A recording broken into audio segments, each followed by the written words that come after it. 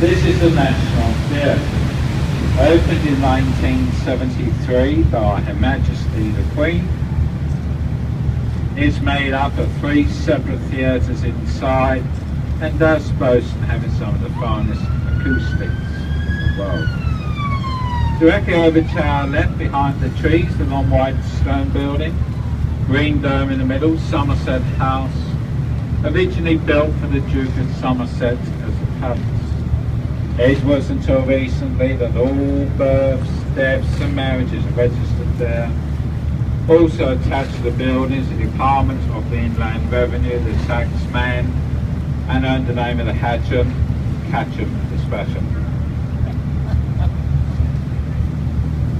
Here to our left, coming into view is a large white painted vessel with a creamy painted funnel, the Wellington, a gift to this country from the New Zealand Navy. She is used by the Honourable Company of Master Mariners of London.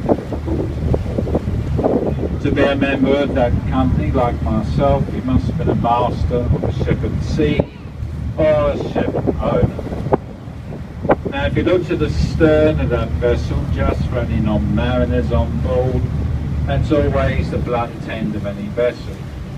If you look very carefully into the embankment wall, you see a stone bricked archway called Temple Gate.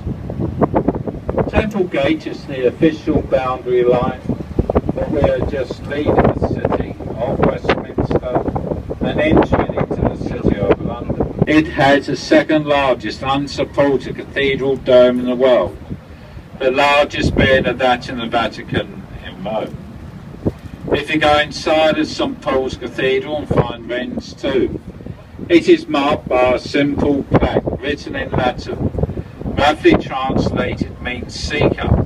If you seek my monuments, for they look about you. Wherever you will look, you will see my work. Here ahead of us we have a group of 3 bridges. The first bridge is a Blackfriars footbridge. If you look to the right to this bridge very carefully, you will notice they resemble like pulpits of a church, so they should.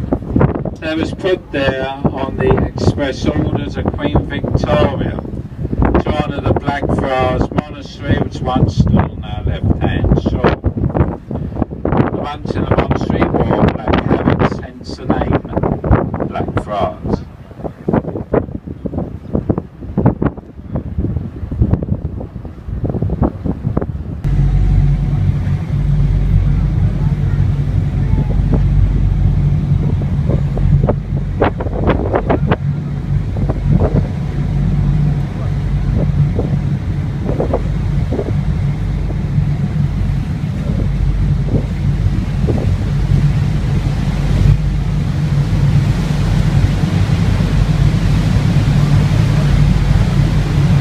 As we clear the bridges over to our right-hand shore, you'll see a large brown brick building with a chimney stack. This is the former Bankside Power Station, now home to the Tate Modern Art Gallery. You'll be very interested to know it has free admission. You don't have to pay to go in there, but please be warned, they do have some weird and very wonderful exhibits, including unmade teenagers' beds, half a cow, pots and cans. Recently described as a collection of retrospective artistic pieces, or crap for short.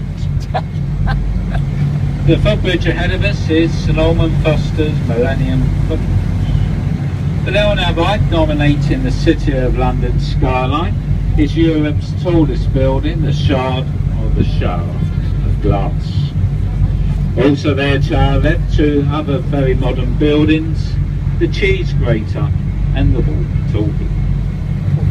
Now as we pass underneath the footbridge, over to our right hand shore, behind the trees you'll see a white circular building with a thatched roof. This is a replica of Shakespeare's Globe Playhouse Theatre.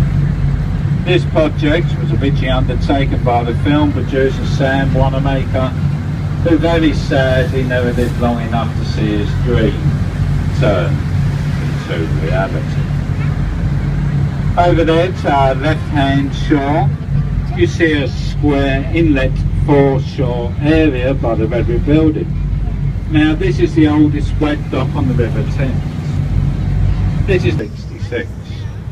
Great Fire of London lasted for 4 days, destroyed over 4/5 of London, including many of London's churches.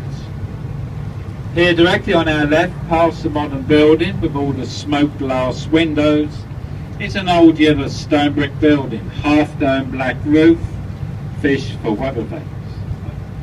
This is the former Billingsgate Fish Market.